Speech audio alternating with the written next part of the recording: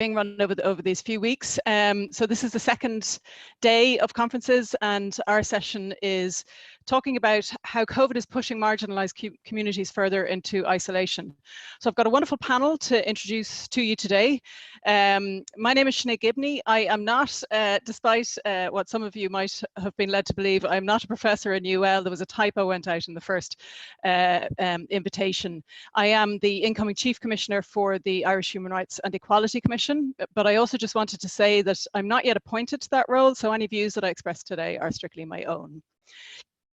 As I said, our theme today is how marginalised groups in our communities are being pushed further into isolation through the experience of COVID.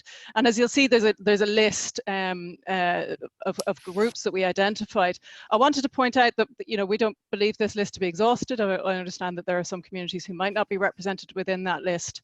What it does speak to is the experience and expertise of our panelists, who are all working actively at the moment to help various groups during this crisis. So that's why we selected these particular groups to discuss today. So how the format is going to run is that each speaker is going to speak for 15 minutes each. So we'll start off with Áine, and then Nick, and then Lynn. And we'll leave plenty of time at the end, so probably about 25 minutes for questions. So throughout the session, please feel free to submit those questions through the Q&A function. This is a webinar on Zoom, so it's slightly different functionalities to maybe what you're used to for meetings. And you'll be able to submit questions there. I, as chair, will be collating those questions and putting them to the panelists at that end section, so in the last half hour of the session. I just wanted to open, I suppose, with just a couple of comments myself. And this is a hugely difficult time for everybody. There does seem to be a real feeling and momentum that this has to be something which changes society, that there's a real feeling that we can't go back to what normal is. And I think you'll be hearing a lot today about why that normal just isn't working for many of the groups who our panelists are working with. And I, like many of you, have had the chance to do a little more reading recently, and I was dipping into a book that I read as a teenager, The Structure of Scientific Revolutions by Thomas S. Kuhn. And his writings are really, really interesting, and where the term paradigm shift originally came from. And I really believe that this is the opportunity for a paradigm shift in society. I think it is, although we've had pandemics before as a species, this is the first time we'll have had one with the level of connectedness that we now experience, that we are tracking, measuring, sharing data in a way that is unprecedented, that we are collectively experiencing this crisis together. And personally, I really do feel optimistic that there will be change. And I just wanted to kind of open with that, I suppose, and I'll maybe touch on it at the end, some of my thoughts on how it relates to what we're talking about today. But I'd like to now start by introducing our first speaker. So Dr. Áine Sperrin is a postdoctoral researcher and lecturer at the Centre for Disability Law and Policy in NUIG Galway. Her current research is with the Real Reproductive Project, and it's seeking to make visible the experience of people with disabilities, persons with disabilities in Ireland as it relates to reproductive justice. She's worked with a number of different civil society groups, and I was actually lucky enough to work with Áine when she worked in the Irish Human Rights and Equality Commission a few years ago when I was a staff member there. And she's also worked with Dublin Simon Community, the Disability Federation of Ireland, Amnesty International. She is a board member of Shabail, an All Island of Ireland Feminist and Gender Studies Network. So Áine is going to talk to us today about her experience of working with people in social care settings and persons with disabilities, and how they are experiencing the COVID crisis. So over to you, Áine. Great, thanks very much, Sinéad. So yeah, like you said, I'll be touching on issues affecting persons with disabilities in Ireland, I suppose. So the COVID-19 crisis has really been dominating my desk for the last few weeks, and what I'll speak about today has really been informed by disability activists and representative organisations in Ireland regarding their concerns and live issues.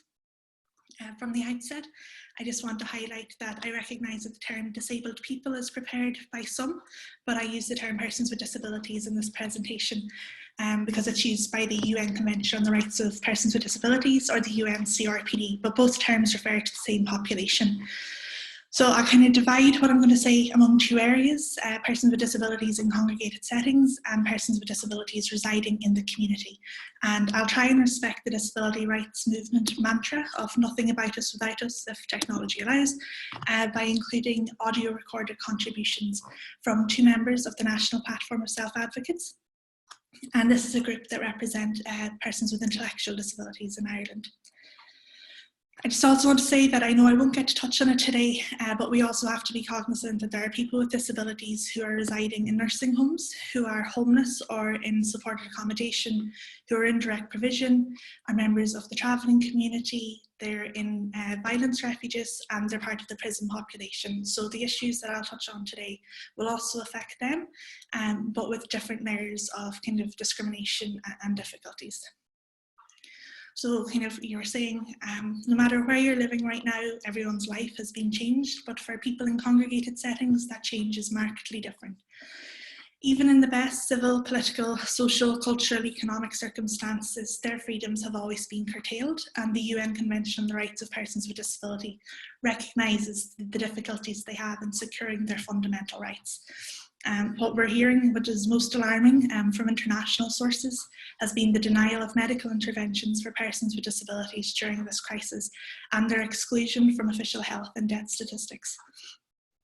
It's really important to reiterate that persons with disabilities have equal rights to life and healthcare as everyone else. All healthcare guidance and ethics guidance must be based on this unmovable fact. Article 5 of the UN CRPD promotes equality and non-discrimination. Article 10 explicitly protects the right to life, and Article 25 promotes the right to the highest attainable standard of health. These are all really important all the time, but especially in a crisis period. So Article 19, which I'll focus on more today, concerns independent living and community participation, and it's most closely associated with congregated settings. Article 19 is sort of three-pronged, and I'm going to speak about how COVID impacts each element now. So firstly, Article 19 requires everyone to be able to exercise choice and control over where and with whom they live. Persons with disabilities have historically been separated from society, physically placed in large institutions, and despite decades of efforts to kind of rectify this, the separation remains for approximately 2,000 people in congregated settings. For anyone who isn't familiar with the term, a congregated setting is any place where 10 or less people with disabilities reside together while they're in support from a disability service. They are cross disabilities, not disability specific, but they're mostly connected with intellectual disability.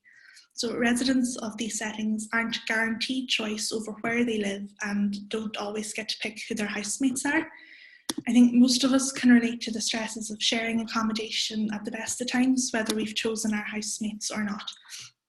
And what this crisis now is showing us is that it's really important to be able to control our home environments, to be able to protect our health, our safety, and, like, in fairness, our sanity as well with our housemates.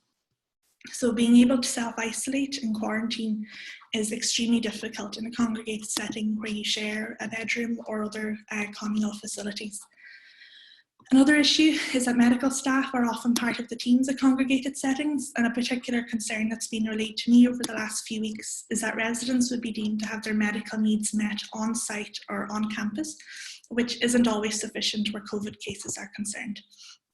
And this is in sharp contrast to the experiences of the general population who have better access to full medical facilities in hospitals. So it's not perfect access for the general population, but it is, you're much better placed. Article 19 secondly demands the provision of whatever assistance enables someone to be able to direct their own lives, be it assistive technology or personal assistance. Residents don't have a choice over their staff, but often they develop working relationships and familiarity over many years. These are people that are coming into their homes to support them with daily tasks or to undertake employment, education and leisure activities. As staff shortages and shift changes to manage COVID take effect, residents are losing even these small social connections on a daily basis. Depending on the nature of the support being provided in the setting, it's not always possible to observe social distancing, and there's been a real delay in issuing guidance about the use of and supplies of personal protective equipment for this population. So we all kind of take for granted, like today's a really good example, that technology will go some way to filling gaps in our professional and social activities. But people in congregated settings, they might have limited access to devices, to phones or laptops, and even to the internet. Even if they have that, they might not be comfortable using this technology or have the support to be able to use them. So their connections with friends, families and colleagues has been really interrupted. The third element of Article 19 is that services in the community must be equally available to persons with disabilities. Our communities have all become physically smaller. We're kind of reduced to our 2-kilometre radiuses for leisure activities. We must be kind of more mindful about visiting shops and observing social distancing. For persons with disabilities though, there may be further restrictions from their service provider about being able to do even these limited activities. And this is likely coming from a place of protection, of not wanting someone to go out and then get infected, come home and infect others in the house. But it really has an impact of isolating residents even more. And there's also been real concerns about ensuring persons with intellectual disabilities understand the new rules of social distancing while they're out and about, in order to reduce the health risks to themselves and to others. We have some concerns that the emergency powers that were brought in recently, where someone can be detained where they're perceived to be posing a risk to public health, that this must not disproportionately impact persons with disabilities. So now I'm going to let Dermot Lowndes, a member of the National Platform of Self-Advocates, tell you in about a 60-second clip about his current experiences. For a wee bit of context, Dermot lives in a congregated setting, and outside of the recordings, Dermot described that TV was really the only way to pass his time at the minute, but that programmes are repetitive. He mentioned the pop channels. Sports being cancelled is a real blow to him, and while the house he lives in does have Netflix, it's limited to the TV in the common area and not available in individual bedrooms where he prefers to spend his time now. So if you bear with me, I should have this audio clip.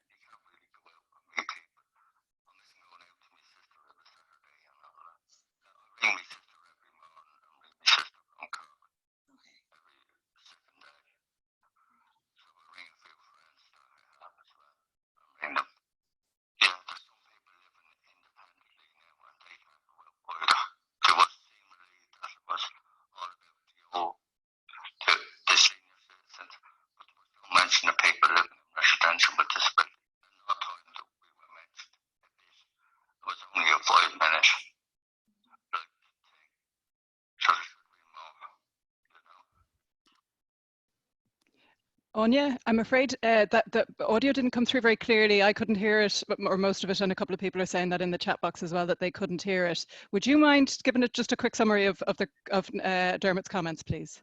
Sorry about that, technology.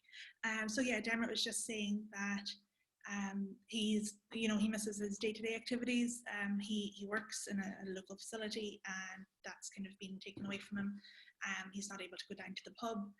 He's restricted now. He would have been very comfortable going to visit family members across the country and kind of nearer to him in Dublin, kind of his immediate family members, and he misses that. So now he's really relying on just telephone calls. And towards the end, he really expressed kind of frustration that the focus has been on nursing homes and that persons with disabilities, like in congregated settings and the issues facing them, which are very similar, just haven't featured very much in news media and coverage, so really kind of feeling invisible even within these really stressful times. So sorry, it didn't work. Hopefully the next one will work a wee bit better. So kind of what resonated with me from speaking with Dermot is just how much smaller the world has been made for people in congregated settings in comparison to the general population.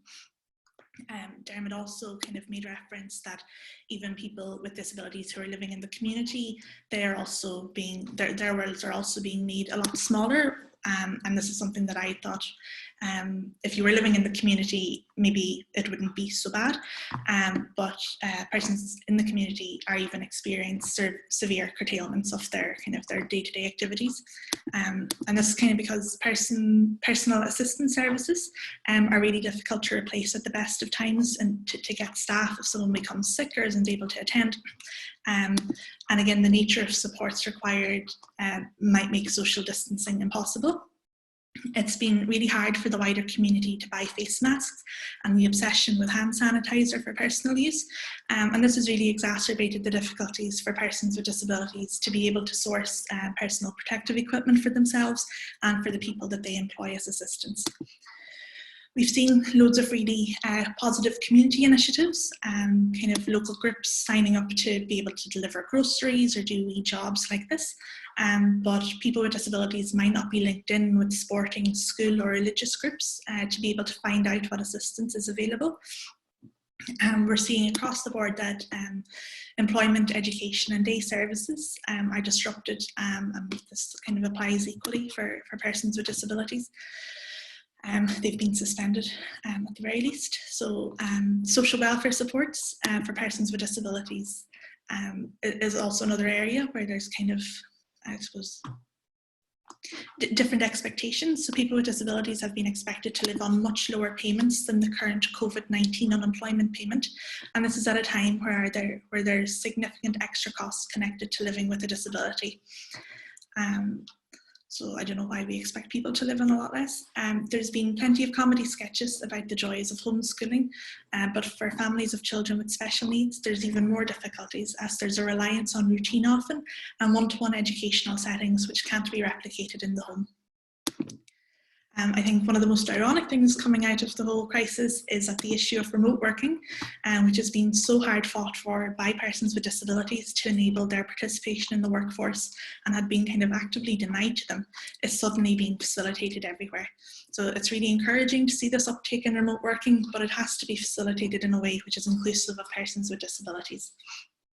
As well as increasing employment for persons with disabilities, remote working would reduce commuting and positively impact the environment. It would reduce pressure on housing supplies in central areas and promote a better work-life balance and a better overall quality of life. So I'm hopeful that companies and public bodies will incorporate this way of work beyond the pandemic and not return to an exclusionary status quo. For everyone with disabilities, there's been real concerns around testing, ascertaining informed consent to be tested, explaining about the whole process and ensuring that people are comfortable with this. Transfers to hospital for further medical interventions are particularly stressful, as people with unique forms of communication might need someone who's familiar to them to assist in communicating with medical staff. This raises issues then around privacy. Healthcare is usually a very private matter when there are non-medical support people involved, and making sure that persons with disabilities are included in their own healthcare decisions is absolutely paramount. As well as all that, there's non-COVID related health and social care needs which have been severely disrupted. So you've got things like physical therapy, occupational, speech and language therapies, and there's also an increased need for therapies around mental health support. Obviously at this time it's particularly stressful, and while some of these therapies can be delivered online, and that can go some way to addressing the gaps, like I said before, not everyone will be able to reach it who will particularly need it.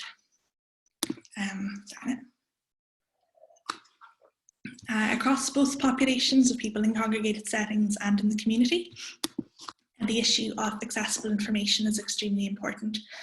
While not everyone who uses Irish Sign Language considers themselves to have a disability, it's been really great to see Irish Sign Language televised with government briefings. On a related note, there is huge pressure on interpretation services at the minute, and there are real concerns that resources won't be in place to address these shortages by the deadline for the Irish Sign Language Act to come into operation by the end of 2020.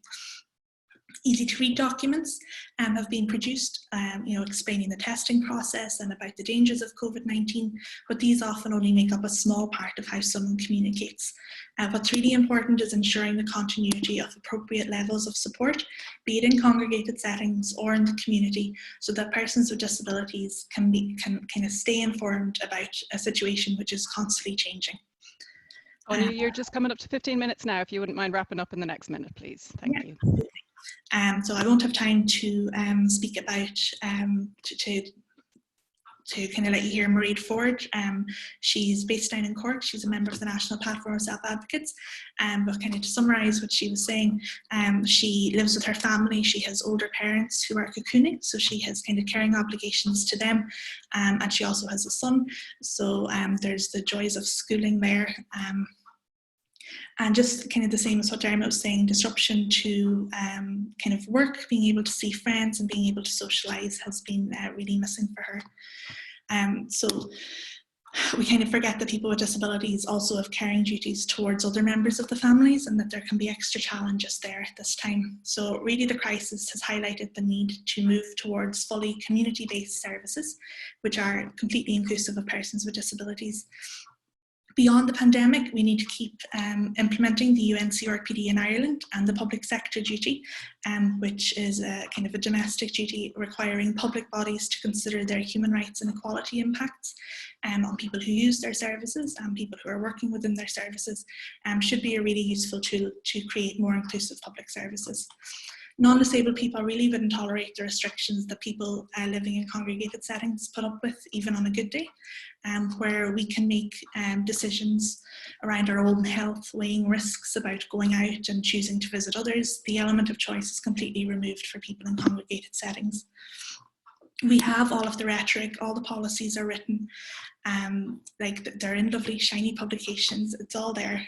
We just need to actually realise the aims that are in like the National Disability Inclusion Strategy, and really keep monitoring the implementation of the UNCRPD to make sure that persons with disabilities, when the next crisis hits, even if it's like economic or health or environmental, that they aren't on such a back foot to be able to respond to it. So that's kind of my contribution. Brilliant. Thank you so much, Áine. That's fantastic. And thank you to those who are submitting questions, and a couple of comments coming in for Áine as well. We'll move straight on to the next speaker, and we will gather all the questions at the end. So next up we have Nick Henderson, who is the CEO of the Irish Refugee Council.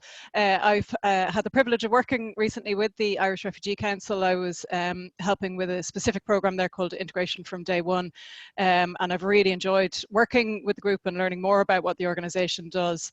Nick, prior to his appointment as CEO in October 2016, managed the Integrity at Work, an initiative of Transparency International Ireland promoting supportive working environments for whistleblowers. He also has a long background in legal representation for people seeking protection, and Nick is a lawyer. He was called to the Bar of Ireland in 2015.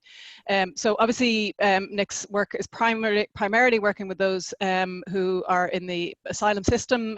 You'll have seen in the list that we've referred to international protection applicants. Just for anyone who might not be familiar, that is now the preferred term rather than asylum seekers.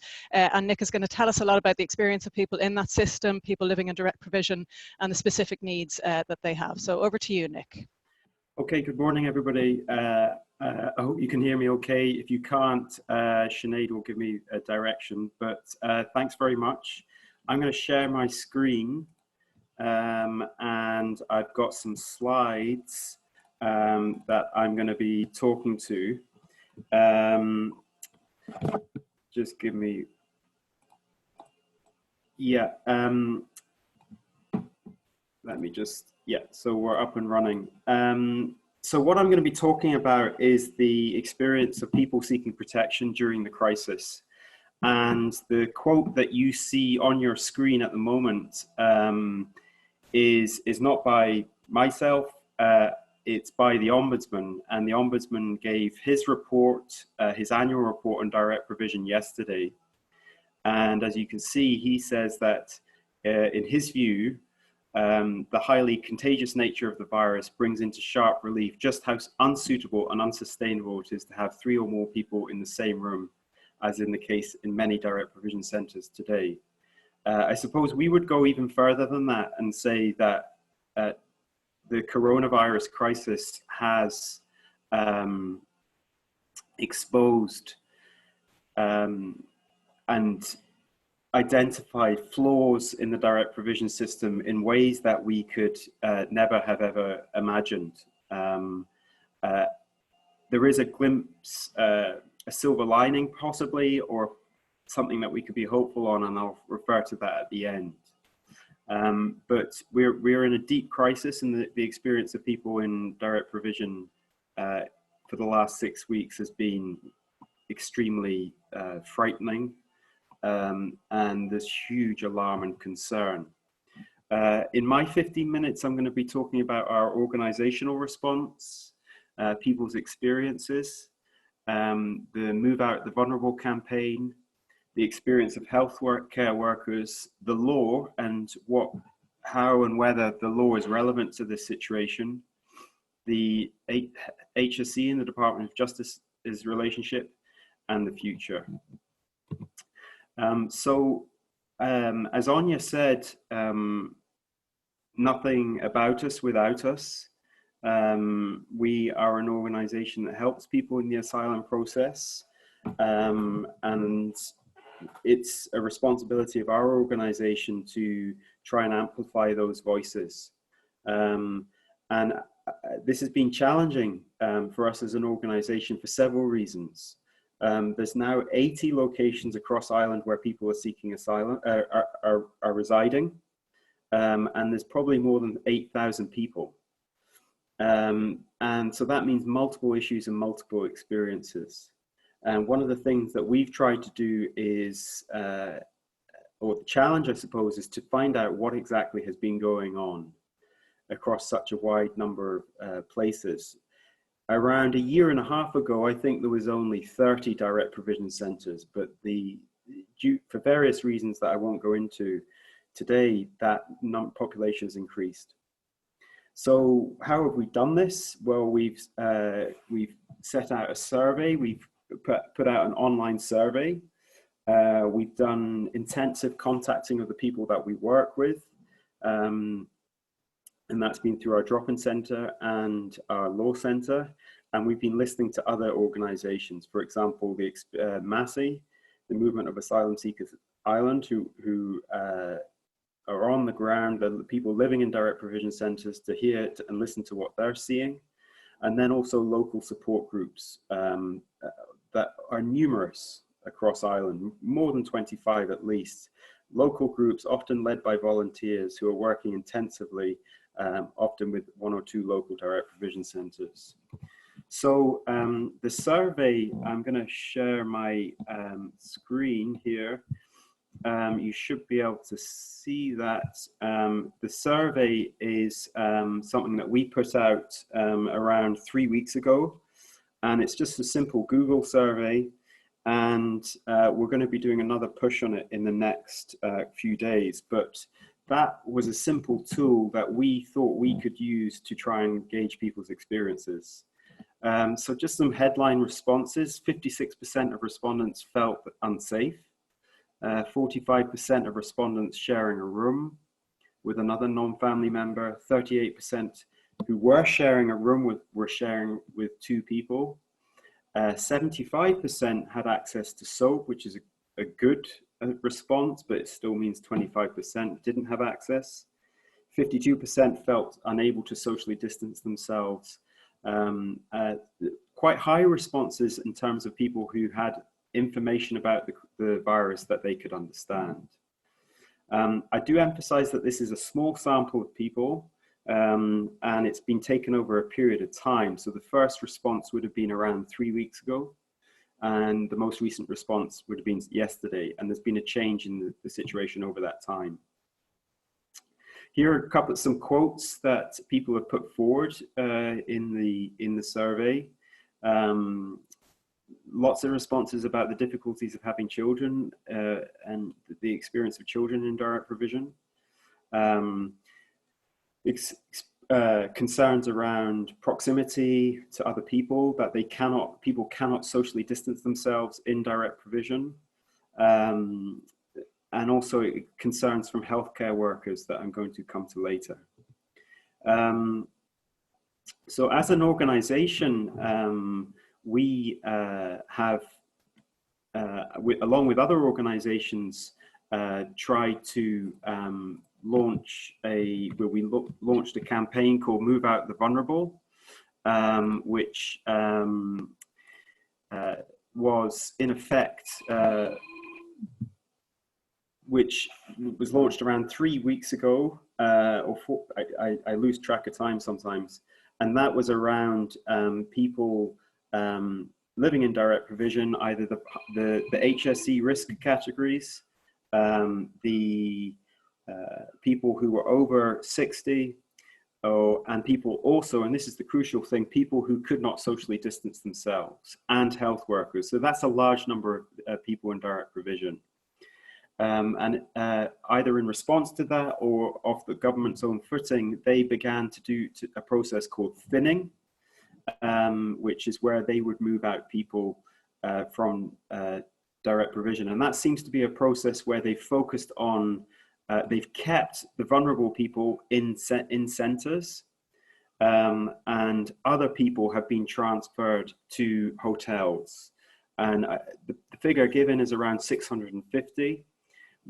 Some people have been moved from direct provision centres to hotels where they are still sharing a space with other people, which is of concern.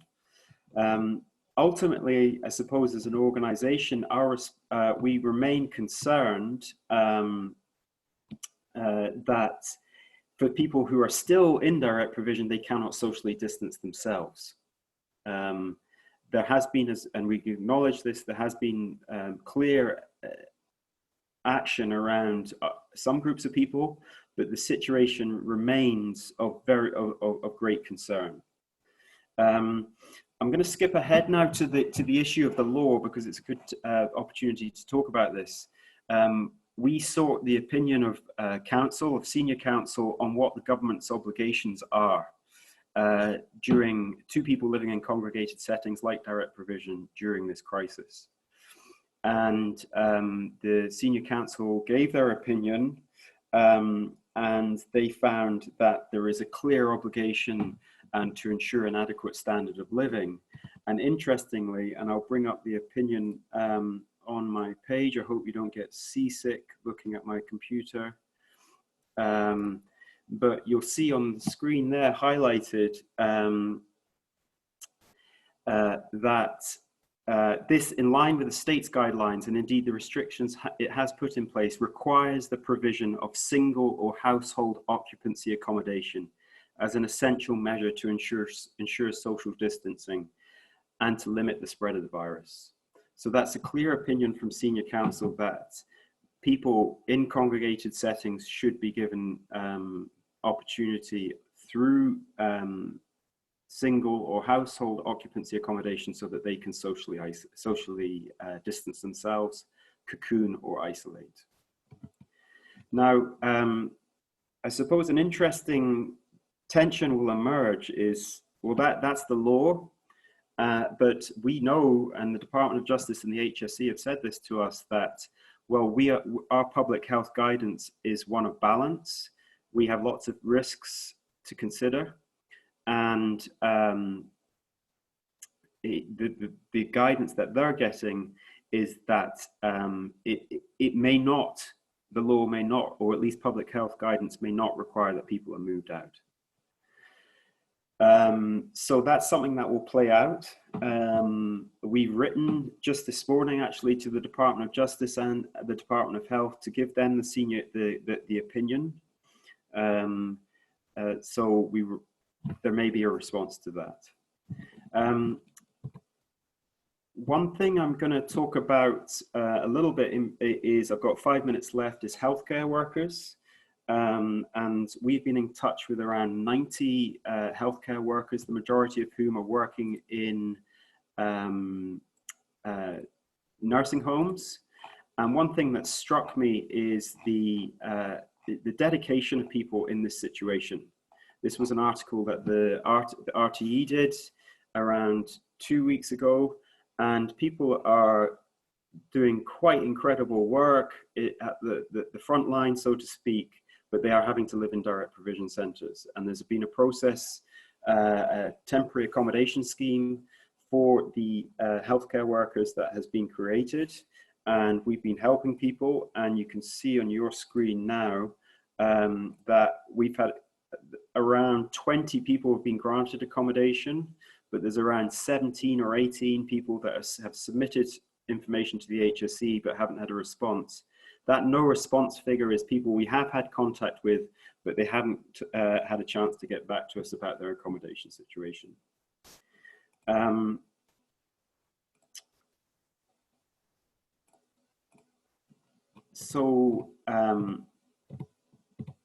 Just an interesting reflection is the collaboration and the work between the HSE and the Department of Justice.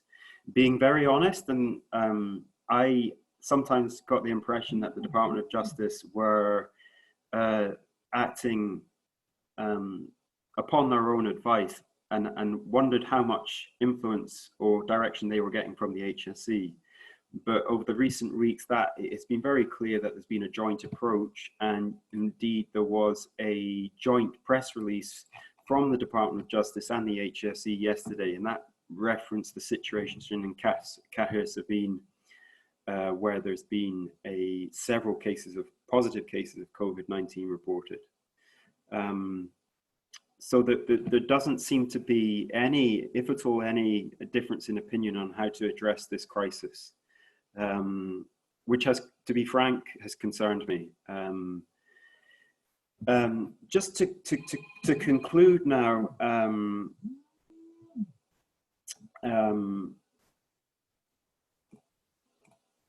and really to look to the future a little bit. What does this all this mean? Well, there's very few people applying for protection in Ireland at the moment. There's been an increase year on year in recent years, but I don't think that there'll be more than 1,500 people claiming protection in Ireland this year.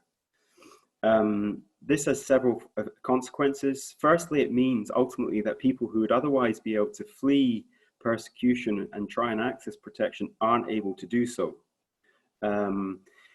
The international resettlement process is completely halted. So resettlement is not happening. People will be stuck in the situations that they are in, which is of great concern. And it will be very of great interest to us all how quickly the international community can restart that resettlement process. In terms of the domestic situation, it was interesting that there was no mention of protection or migration in the Fianna Fáil, Fine Gael document. But interestingly, the Green Party said yesterday in their response that they, and I don't think I have it up here, but they said that they would make it a condition of their participation in government, or at least that they wanted some sort of confidence from Fine Gael and Fianna Fáil that direct provision would end, and that it would be replaced by a model led by approved housing bodies. And I think we are at a point where there's wider recognition that the system has to change. Yesterday's statement that from the Ombudsman was very strong. And I'm going through some other reports on the screen now. The Faculty of Paediatricians said at the end of last year that they had great concerns over the system. The Oireachtas Justice Committee at the end of last year said same. The UN Council for the UN Committee for Elimination of Racial Discrimination had great concerns, and our Human Rights Commission also, and also the Special Rapporteur. So we are in a situation, I believe, where there's huge amount of consistency in how on the need to change the system, and perhaps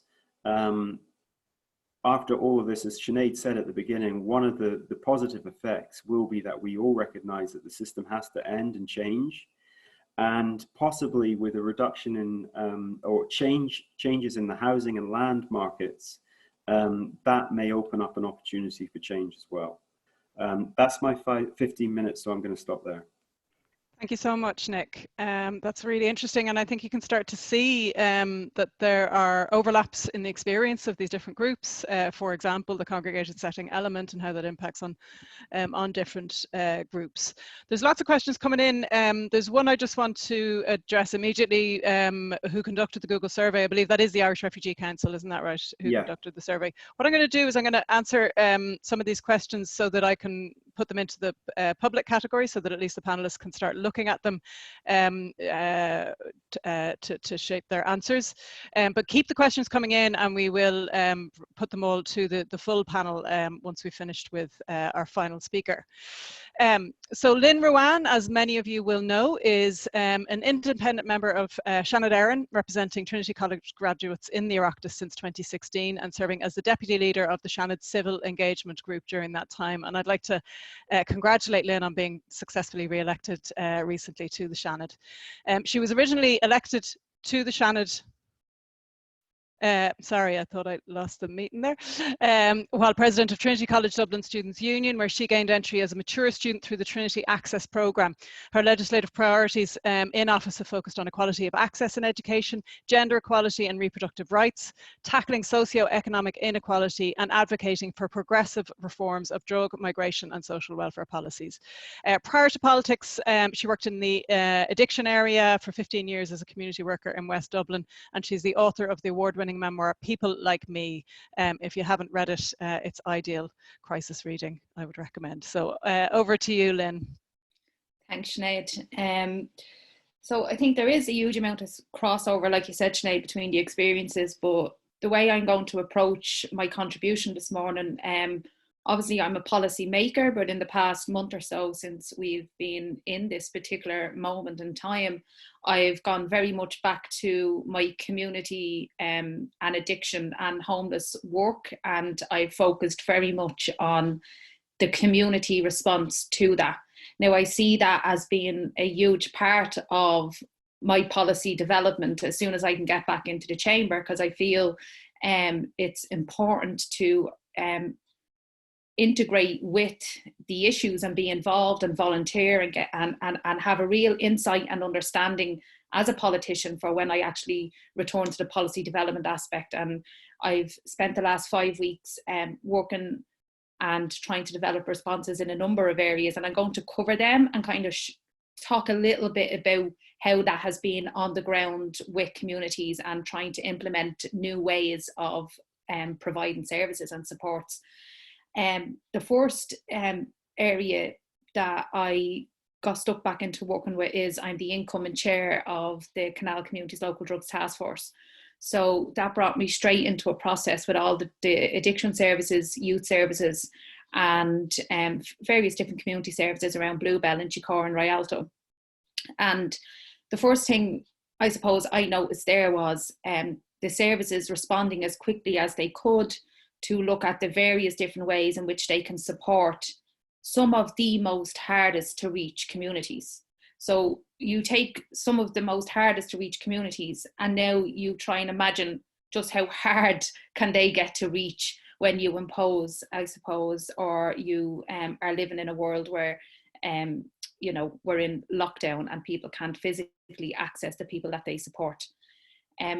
My fear in the beginning with that was that we would only be able to continue to engage and support people in their treatment and within addiction services that are probably further on in their recovery and can make that transition to engage online. But then we decided to carry out a survey across all the different communities to try and see how many houses actually have access to daily Wi-Fi.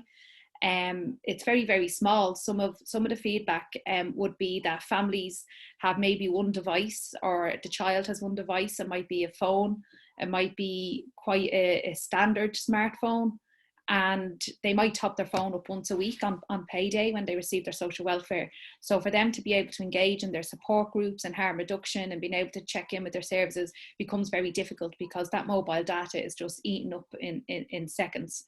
And they don't have access to online for the whole rest of the week because they're waiting to be paid again.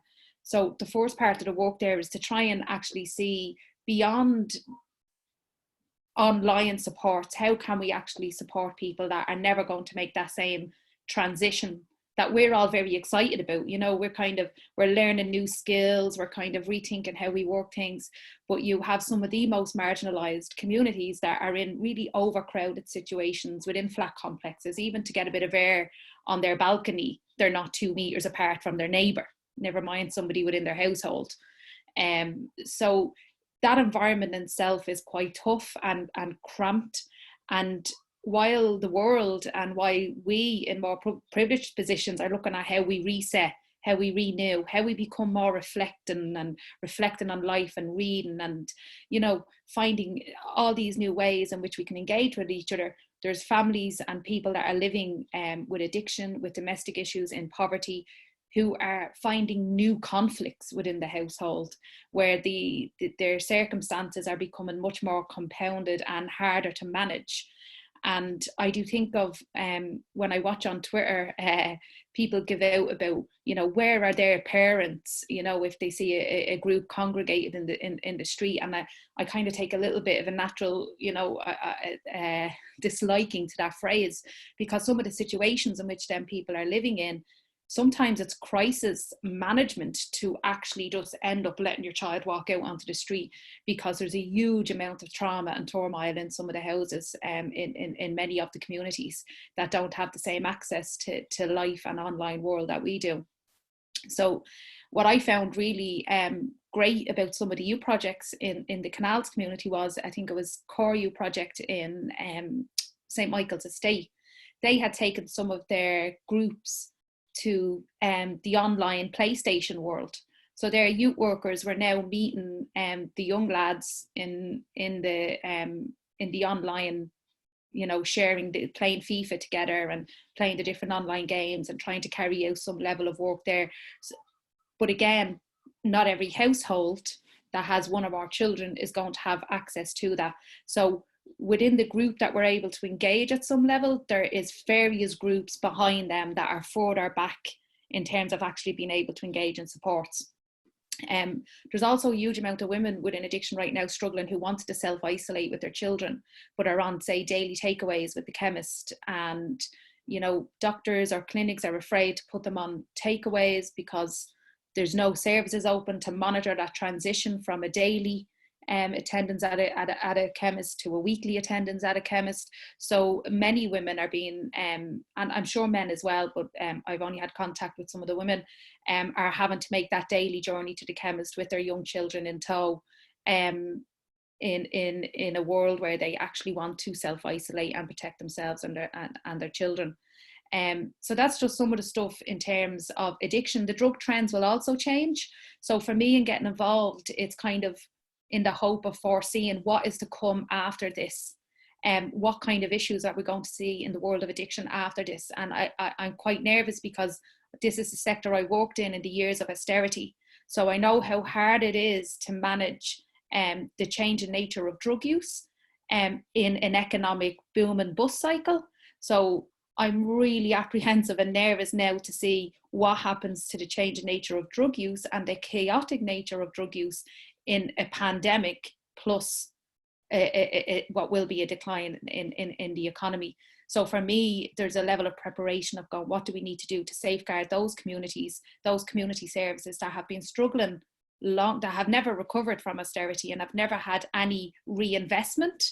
And now there's going to be an even bigger case to show how we need to reinvest and invest even more to ensure that our communities that are most marginalised can have a level of aftercare package, after pandemic package. I don't even know what that looks like yet, but there's just so much that needs to be done in that area. In relation to homelessness, crisiscover.ie was amazing and quick in their response to actually make sure that homeless and disability services had a huge amount of volunteers sign up, whether that be to help clean, prepare food. If you're like me, you had a background in addiction, well then you could become a project worker again in the services. I've done some inductions with some homeless services at the minute to get ready to fulfill the roles of some of their staff when they start to lose staff, whether that be through illness or not being able to have childcare. And what I noticed most about in the homeless sector in terms of the couple of shifts that I have done was it's really difficult to isolate in them settings as well, though. So even though some women might have or men might have their own rooms, they do maybe only have one communal space in the whole building, one kitchen in the whole building. So they can't really, and they're operating as a family really in that setting. But because of agency, autonomy, addiction, and people's own needs, there is a coming and going of the hostel. So, it's not that everybody is indoors all day long. And then there's also a huge level of management that has to be done in terms of prisoners that are being released and their new address is possibly a homeless service, and the needs that will be there, especially around risk of overdose when somebody first leaves prison, or not being able to put any certain services in place because they're only closed, but yet support and services are necessary when someone leaves the prison population in those few months preceding, to make sure that there's a continuum of support and rehabilitation there. But another area I suppose that I've been working on as well is on the safety net phone lines, which gives you a real insight to the spread, I suppose, and the diversity of people's situations. So Safety Net and Fiona O'Reilly and her team there responded really quickly in terms of managing the COVID-19 testing of people from the travelling community, the Roma community, and the homeless services. So when I'm operating on them phone lines, you get a bit of an insight into people's living conditions, their situations. And unfortunately, we do have people being made homeless because of the coronavirus. So we have people that are living in not ideal situations. And because they have displayed symptoms of coronavirus, their families have actually put them out on the street and removed them from the house setting. And that brings obviously a huge amount of issues, but in terms of just access and support and isolation, to make sure that you can get a test and have somewhere to recover and be treated and be supported, you can't become homeless and access the likes of City West Isolation Unit, because they don't want to particularly take on people that are homeless and then they have no fixed abode to return to. But if people are brand newly homeless, they can't sign up as homeless or they can't access isolation. So there's some real things massive things that need to be worked out there in terms of how we support some of those vulnerable people. And there's a huge amount of people that need translation on them phone lines. So if you're from the Roma community or you're a migrant that is within the homeless sector, being able to actually access Safety Net on the phone obviously is an issue, and Safety Net have put in a system very quickly to be able to respond to that, to ensure that people can actually access COVID testing and possibly isolation. And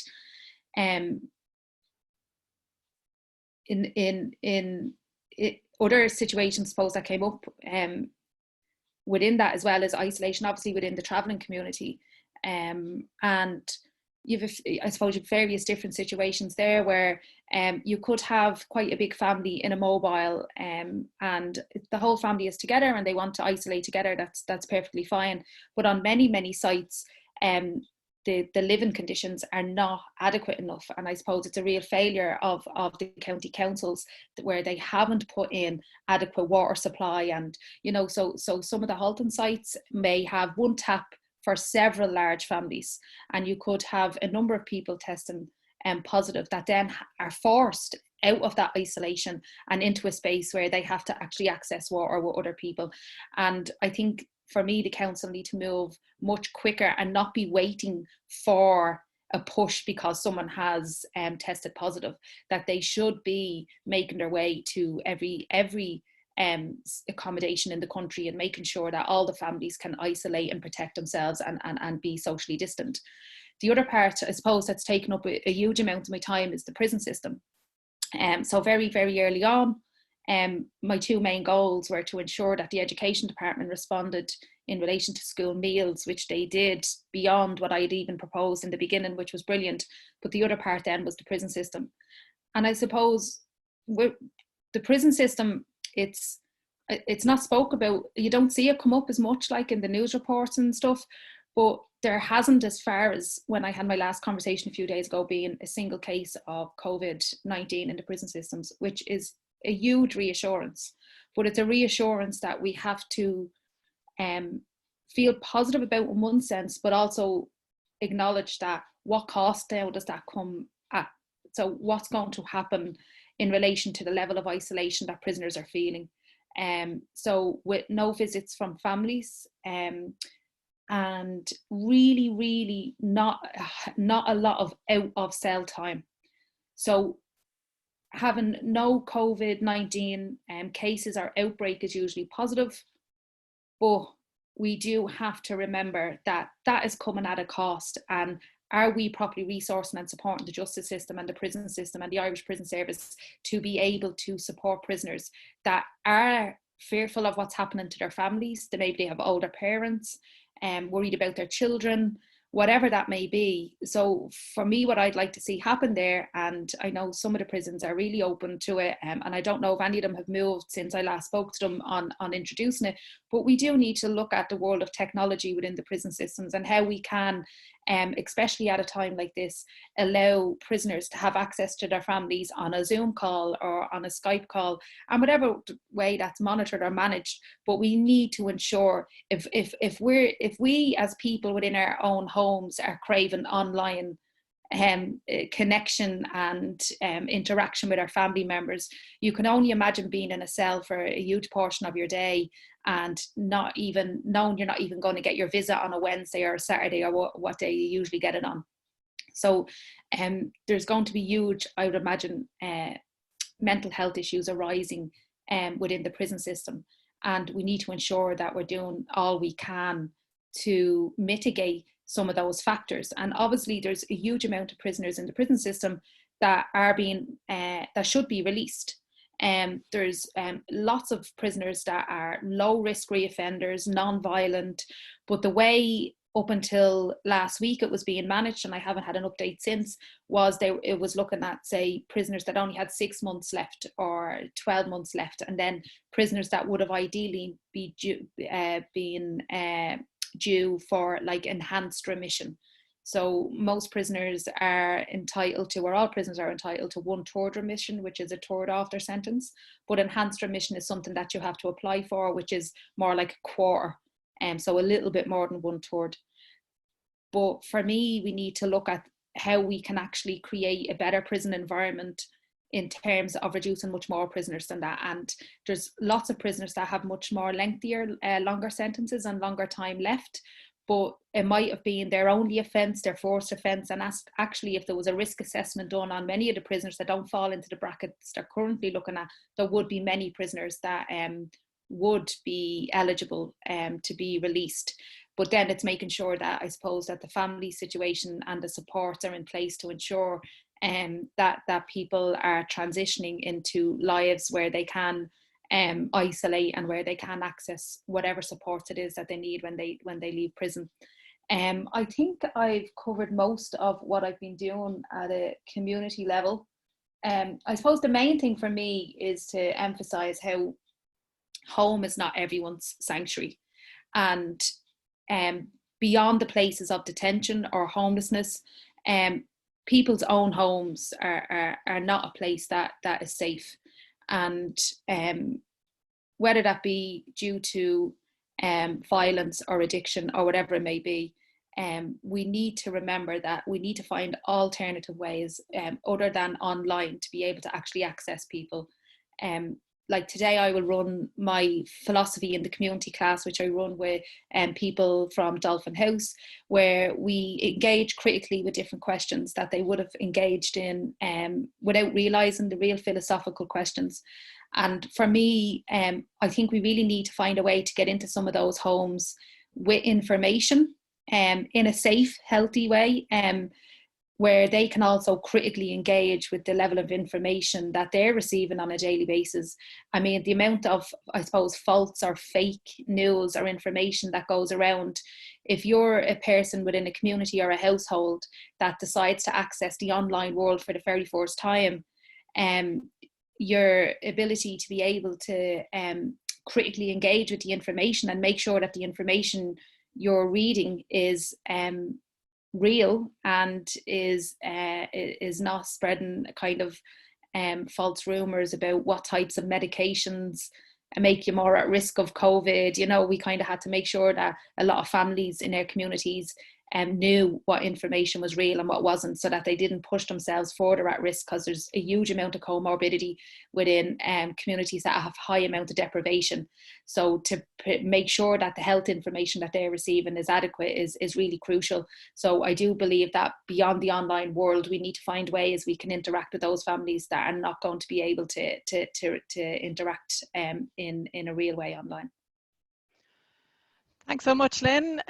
We'll finish your contribution there, and really appreciate all the different groups and the variety of work that you've been doing, and you're able to share with us today the experience of those groups. So we're going to move into questions now, and I know Nick has been picking off some of the questions and answering them.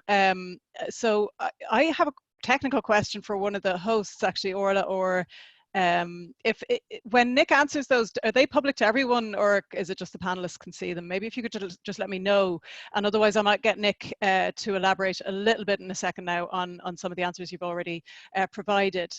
But straight to you, Lynn, actually, a couple of ones coming in. Somebody's asking, have you seen any increase in drug use? And another question that's come in, and I suppose this is to all the panelists, but perhaps you can start us off, Lynn, and this is coming from Vicky Conway. Are there any concerns about the police response to COVID being expressed by any of the groups that you're working with specifically? And perhaps we could also hear about the other groups, persons with disabilities and international protection applicants as well. In relation to the first question in increased drug use, it's a mix and match. So families of people with addiction are reporting an increase in drug use, but there is a kind of thinking that it's an increased use of home drug use. So the drug use is not being taken outside the home, or the alcohol substance is not being taken outside the home. So there was a lot of family situations where the person didn't ordinarily use within the household. They used out in groups or elsewhere. So there is definitely an increased impact of a person's drug use within the household. There is a couple of reported droughts in relation to drugs. As you can imagine, all markets are impacted, and the drug trade is no different. I suppose the fear right now is that that's where crack and meth that can be made in a home, where we can begin to chop up and reduce the quality of crack that people are using, and using a lot more household goods to make different substances. There is a new, quite busy crack house, an old broken down house. I'm not going to name where it is in case there's any Garda listening. Yeah, so there is a huge amount of people who have congregated in certain places, and I'd be less concerned about their increased drug use, more so the quality of the drug use, because they will be using alternative substances or creating alternative substances. There hasn't actually been, I think it's funny, and maybe this is an assumption and maybe I'm wrong, there hasn't been much, say, in relation to the communities in which I work or live, in relation to giving out about the guards. The guards are something we are used to. We're used to being stopped and searched for no apparent reason. Now this time it feels like there is a reason, so maybe we feel less stigmatized. But I actually, and I'm not saying that there isn't or hasn't been an issue, or there isn't an issue, but I definitely haven't had anybody kind of exercise in any sort of way that they were feeling overly impacted by the guards' response. But that's not saying that there hasn't been, just that has been my experience so far. Yeah. And Nick and Áine, how about you guys? Have you had any reports or comments on this from the groups you're working with? On the Yeah. Sorry, go ahead. So Alderman, no reports of that, but again, it wouldn't be beyond the realm of possibility, especially if someone didn't understand, rules around social distancing, and that maybe a disability wouldn't be apparent to a guard who had stopped them. Yeah, so we'd definitely be concerned that the rules would be applied without understanding the whole context.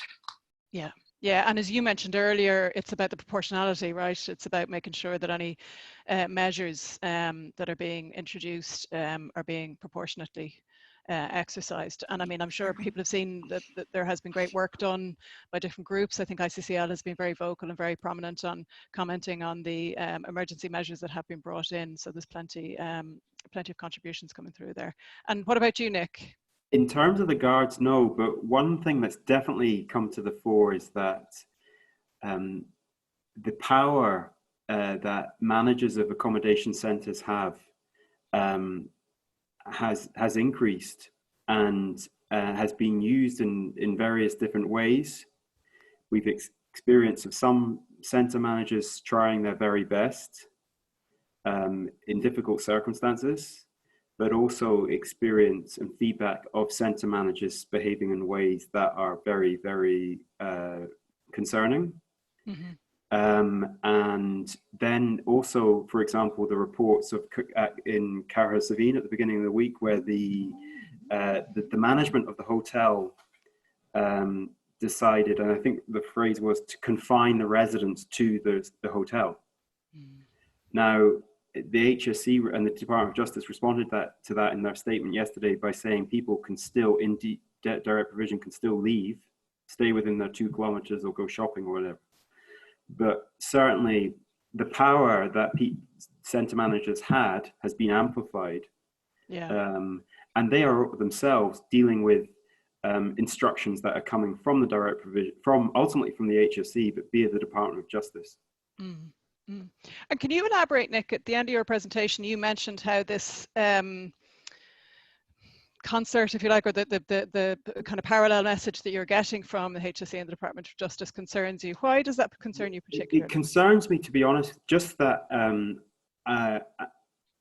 I'll be honest, I just don't know if the HSE understand that direct provision remains a space where people cannot socially distance themselves. Mm. And I was on one telecon, and one thing I will say is that for the Department of Justice and the HSE, they have been very forthcoming in giving information to us, which has been good. Mm. So on one teleconference call that I was on, somebody from the HSE was responding to this point, and being honest, I felt that they either didn't quite get that direct provision is predominantly a congregated setting. And even if they did, it was as if, well, we have to accept it as it is. Mm-hmm. It's the opportunity for doing something drastic and wholesale was maybe 3 or 4 weeks ago. We are dealing with a situation that is now, and that to move people, or large numbers of people moving, would be problematic, they said. Okay. I'm going to move on to another few kind of categories of questions, if you like. So there's one here from Dr. Rebecca Murphy. A question to the panelists: the importance of capturing data about the impact of COVID on marginalised communities. Do we have it, or how can we lobby effectively for it? We know from other jurisdictions that socially vulnerable people disparately experience the burden of pandemics, including differential exposure, differential susceptibility, differential access to treatment, not least the exacerbation of the other inequalities they experienced prior to COVID. So failure to capture and monitor may prevent the design and implementation of adequate mitigating interventions. So it's really just about data. Is it being handled well? And another related question is coming through, someone saying that they're interested to hear about the number of how many deaths were attached with the Roma community and also traveller community, if there is such a statistic. So, I mean, I know that there are problems with data, with statistics, well before pandemic in terms of these communities. So how are you all experiencing that? Maybe I can ask each of you in turn. you want to kick off, Lynn? Yeah, I suppose I don't have access to any data. I mean, like even in the where I'm at in terms of the work that I'm doing, I'm at a completely different end. So I have no idea further down the line what the outcome is after I've referred, say, to the doctor or to the HSE for isolation. The HSE have actually been really good in relation to acting quickly and securing isolation beds for people before they've even been tested, just when they're showing symptoms and stuff. So my hope is that for those people that have come forward, say within the homeless population especially, that they will have at least been moved quickly enough and provided with the adequate accommodation quickly enough that we're not reaching a point where death is of a high number. We can't say it's zero, because you, again, like I said, in relation to comorbidity, this is a community where there's a huge amount of underlying health issues from a life of either living on the streets or being impacted by poverty or addiction. But I do hope that the strands of work that we're all working on, that we will be able to access adequate data at some stage, because I think it will be necessary in terms of policy development, because it will highlight the gaps in all those spaces where people's health and young people's health was, that they weren't able to actually beat the coronavirus as a young and should be healthy person, because they should be able to flourish within their own communities and within their own environments, and to be able to be healthy enough to be able to actually come out the other side of the pandemic with the rest of us, you know. Yeah, absolutely. And what about Nick and Áine? Do you have any comments on how the data issue is being handled, or have you seen anything? Yeah, just on a few, one of the problems that we've had, and it's come up as a question, is that since July 2018, Ireland in July 2018 transposed the Reception Conditions Directive, which is a piece of EU law that states how member states of the European Union should treat people seeking asylum in terms of accommodation and reception while they wait for their application to be decided. One of the things that directive says should happen is that there's a vulnerability assessment which identifies people's vulnerabilities. That hasn't, from our perspective, happened. So if it had happened, then the Department of Justice would presumably be sitting on data about people's vulnerabilities. They don't have that. So what happened several weeks ago was that a rather chaotic process where people raised their hand and said, I have a vulnerability, or I fall into one of the risk categories, or indeed managers of DP centres were being asked to identify people within their accommodation who they believe were vulnerable. Or they were asking residents' representatives to identify people. So there was a huge absence of data there, ultimately. Yeah. In terms of our survey, look, I don't think the survey that we have can be described as strong academic style data. We will be trying to collate it and bring it together and put it to the Department of Justice and publish it. But there will be a caveat to it that it was a survey done over a period of time. But it's a light. It's a shining a light, or it's certainly one form of data that we can use. Okay, thank you. And Áine? I suppose with the data related to COVID, the biggest issue has been around getting people in congregated settings tested, and making sure, again, like I was saying, there's accessible information. Some people might refuse to be tested, they might not be comfortable, so there's been more so kind of wanting information about how do services deal with that. And then just, I suppose, making sure that there's consistency across the way, like where people may have already passed away who hadn't been tested for COVID, but like, is there a way to kind of verify if that was the cause originally. So yeah, I think just getting the testing and making sure that we're measuring the same thing across settings as well. Sorry, go ahead, Lynn. Just to say, Sinead, I was just prompted there by one of the questions, and that said Pavi Point has been asking for an ethnic identifier. The safety net system as well definitely actually would collect a huge amount of data, and I'm sure they will do follow up on all them people that are phoning in. But there is an ethnic identifier, there is a date of birth, there is, you know, their language, everything. So hopefully some of that data then could be made available later on. Yeah, okay, very good. I think we'd be really interested in like qualitative data as well. So like, getting access to people in congregated settings to hear about their stories. We're finding it with the Reproductive Justice Project, it's really difficult. So people's stories as well, numbers go a good way and they're very informative, but people's stories, I think when this is all over, is going to be really eye-opening about, we know how we're experiencing it ourselves, but how other people are experiencing it will be really useful.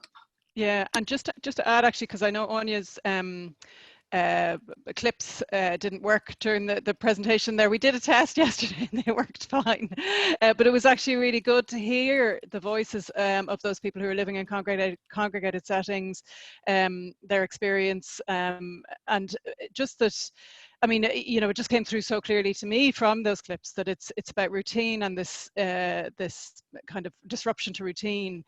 And I think you used a phrase, Áine, in your presentation, which resonated for me, that the world is smaller, so that when communication and interactions are small and sparse anyway, that this is obviously pushing those into further isolation, which is a real problem.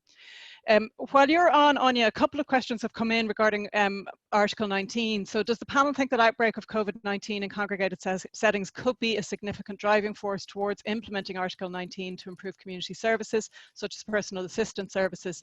And that was from Deirdre. And Heidi Holden has asked, persons with disabilities have the opportunity, so she's quoting Article 19 here, to choose their place of residence and where and with whom they live on an equal basis with others and are not obliged to live in a particular living arrangement. What are the legal implications of Article 19 for people with disabilities required to reside in direct provision? I suppose if I take the last one first, I'm not a solicitor or barrister, but Ireland has ratified the UN CRPD since 2018, so we are obliged to keep moving towards full kind of realisation of those rights. I suppose the state might be using the on an equal basis with others term. If you're in direct provision, if everyone in direct provision is living in these crappy situations, you're not being treated any differently, but that's not good enough in no way, shape or form. So regardless of your kind of your setting, your status, you should be able to exercise choice and control. So there is an absolute complete violation of Article 19 there for sure. And the first question again then, sorry, oh yeah, about we shouldn't have to wait for a COVID-19 crisis to make Article 19 happen.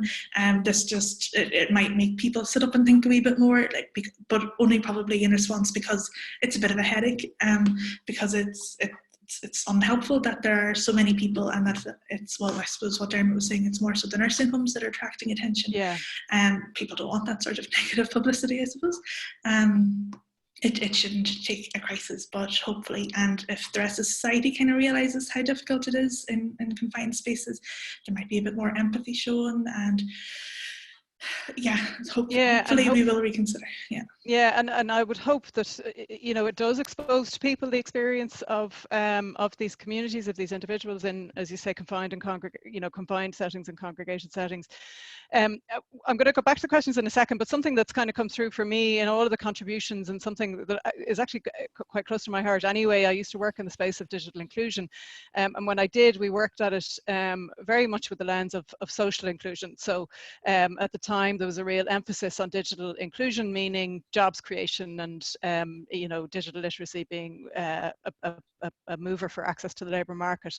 But what we were identifying, and this is way back when I worked in Google, what we were trying to do was to connect people who were socially excluded, so that through internet use and digital access and internet literacy, that they would feel less social exclusion. So this is something that is really just being very exposed right now, and I think everybody who's contributed this morning has talked about digital access. I think in particular one of the groups who I'm interested in is those who are in prison, and Lynn, you've spoken about this, how, I mean, you know, I suppose some work that I've done recently, I've learned a bit more about the experience of people in prison and their access. And I mean, you know, the case is that they don't have access to the internet. So I was working on a particular project that was facilitating education for people who are in prison and people who've left prison. And what these people were experiencing was that when they went back to the prison in the evening, that they were unable to do the work that they needed to do to access the things that they needed to access. Are we looking at a future where, is it possible to consider a future where digital access is a right, where people see that although people might, for example, in a prison situation, lose their right to liberty, that they still have access to the internet and access to connectivity? I mean, do you see that as being something that you would fight for, Lynn?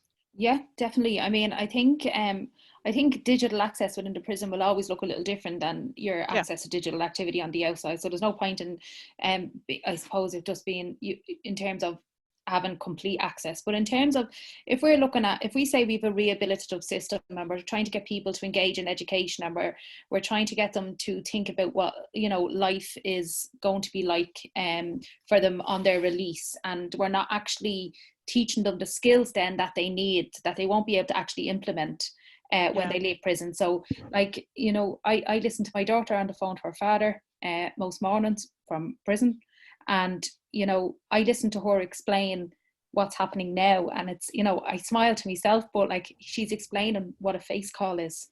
She's trying to explain to him, and he's trying to grasp it from his imagination. Do you know what I mean? And I just think people are going to come out into a world where all these new things exist, and if we don't want them to be, if we want to reduce recidivism, if we want to make sure that they can integrate and be part of the society that exists on their release, well, then we need to make sure that we're introducing what that is, and technology is a huge part of that. Everything from accessing social welfare when they come out, different forms online. I mean, literacy, digital literacy is so important to ensure that people have some sort of a chance to be able to engage in in employment, not only employment and education, but even just being able to engage with the everyday supports that they need to access as a person, as a citizen, you know, beyond anything beyond that. Other prisons do have access. Like, I was in a prison in Paris last year when I went on a study week with the Department of Foreign Affairs in Paris, and I spent some of that time in detention centres and prisons. And there was a whole, I suppose, talk over here about not being able to do like streamed court cases and stuff. Over there, that prison, every day there's streamed court cases. There was like in the visiting room, there's a TV on the screen. The judge comes up on the screen, and the person doesn't have to be shipped back and forth. Do you know what I mean? So there's a huge amount we need to move forward with in terms of making our prison systems a bit more up to standard and progressive and workable. Yeah, absolutely. Nick, Áine, would you like to comment on digital access, digital literacy, you know, internet in the settings that you've spoken about? Yeah, I guess, like, just speaking to Dermot and Mairead, like, they were getting Zoom training through the National Platform of Self-Advocates in the last week or so, which is great to hear. It's being done remotely, so I'm sure that has loads of challenges. And again, they're a 12-people committee, so that's a very small amount of people who are very vocal and very able, but we're not sure that it's widespread. Even setting up with Dermot, he had thought there was an email that I could send over, you know, questions I'd like him to address, and he had to go and get a support person in the house. And then, because maybe not everything he was going to say would have been overly positive about his current experience, he was really nervous that they'd be hearing, or that they'd have, you know, that he wouldn't be able to speak his mind if he's being sort of monitored. So yeah, I suppose not just the physical, having an iPad or a laptop or a phone or something, not having internet in a house. Like, how does that happen these days? Like, so yeah, I guess that's one of the big issues. Yeah, and Nick, in the direct provision centres. Yeah, it would be great if it were to be the case, and I think mobile technology has helped people, but there's issues around paying for the data. There's issues around having a mobile doesn't, like, I'm homeschooling my kids, and you need a laptop or an iPad to show them the stuff. A phone really doesn't work. So that's an issue.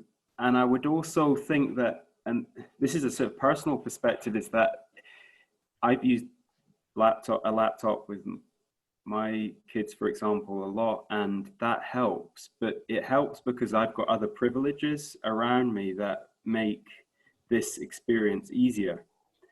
I think digital access on its own, if you're in a congregated setting like this, is good to an extent, but there's still huge other issues that you've got to get yourself around, and safety issues that that may not, the fact that we have better access to digital platforms, that actually doesn't improve my ability to be safe. Yeah, absolutely.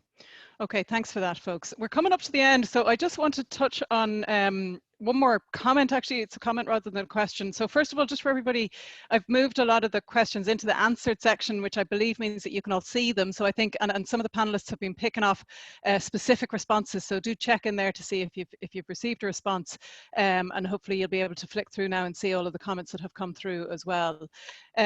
There was a comment came through from Valerie McFarlane, and I've been working with some different groups at the moment in the NGO sector, and there is obviously a real concern at the moment around finance and funding.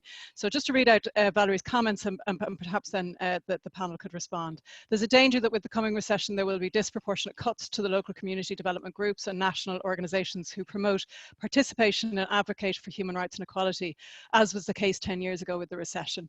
This is a very real concern, given that the Department of Rural and Community Development's response to the current crisis so far has focused mainly on volunteering and charity, as opposed to rights-based community work focused on people in the most marginalised groups. So as people working in the sector or connected to groups working in this sector, what are your feelings about the funding picture? Because I know that this is long-term the most concerning issue. So Nick, do you want to, or sorry, go ahead, whoever wants to jump in. Yeah, definitely it's a concern. We as an organisation, I'll be honest, we've been looking at whether we can avail of the temporary income subsidy scheme. I don't think we will be going down that route, because we cannot, as it stands, demonstrate the 25% reduction in income. We expect there to be a drop-off in public donations as the recession begins to bite. Though we have received, and we're very grateful to those who we have received some donations. We've got a new website, and that we've got a new donations platform up. So we have received donations, which have been fantastic. But the big issue is that when the recession bites, beginning of 2021, when the grants that would normally have been available come to be decided, they may just no longer be financing for that. But this is the critical question that you identified at the beginning. How do we move ourselves out of this? Do we take the austerity path, or do we take a path based on a social democracy that does involve spending, borrowing, but spending, and trying to get ourselves out of the crisis that way? It's not going to be easy by no means, but that seems to me to be a clear part, or the preferred path. Okay. And Lynn and Áine, do you have some quick comments to respond to that?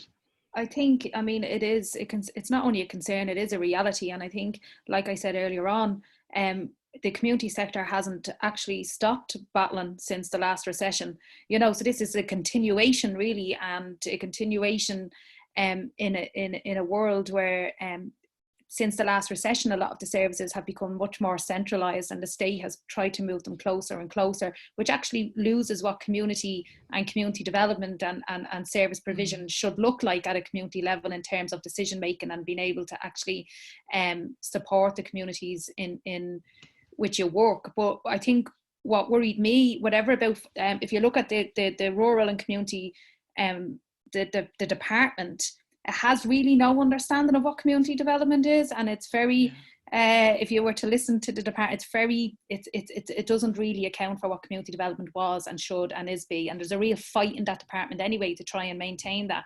But if you look at the breakdown of the funding they released, their COVID emergency fund, I think I can be corrected on the number, but it's broke down into counties, and Dublin, right, as an urban centre with all the needs that it has in this area, I think 116,000 or something was allocated in this emergency fund to the whole of Dublin in relation to community development and a response to it. So that does show us where the priority lies in terms of actually being funding in a crisis. Never mind if the crisis subsides in their minds, you know. So yeah, it's definitely a real concern. Okay, and Áine, just any final words? Yeah, I think in the disability sector, especially again with the National Platform of Self-Advocates, like they're a disabled persons organisation, so they're run by disabled people, and similar groups like that just aren't like even on a good day, are finding it extremely difficult to finance themselves to be able to access funding. So we'd be really kind of concerned that these kind of wholesome disabled people's organisations need to be able to access whatever funding is going, and that this is kind of incorporated in the future. Okay. Okay, well, we're going to have to wrap it up. Thank you so much to the panel for your wonderful contributions. Thank you to everybody who submitted questions and who's listened and attended the session. I have to say I agree, and I think, I mean, as Nick said, you know, this kind of path that we face ahead of us, I mean, to me, there is an opportunity to change society, and to me, it's about considering the needs of our most vulnerable, our most marginalised communities, considering the complexity of those needs. And if we build a society to those needs, that caters to those needs, we build a better society for everybody. So we are the agents of change. You are the agents of change. Everybody on this call can make this change happen. So thanks for listening, and enjoy the rest of the sessions. Thanks, everyone. Thank you. Hi, thanks, Mia. Thanks. Bye-bye.